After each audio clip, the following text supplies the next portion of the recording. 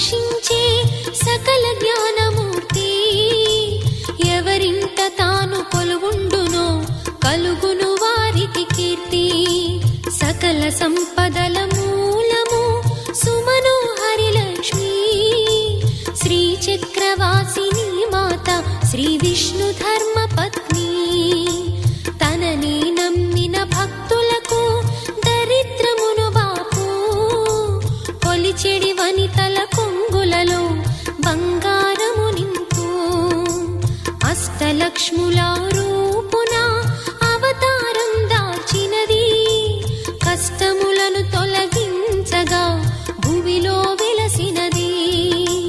లక్ష్మీదేవి కథ శ్రీ లక్ష్మీదేవి కథ.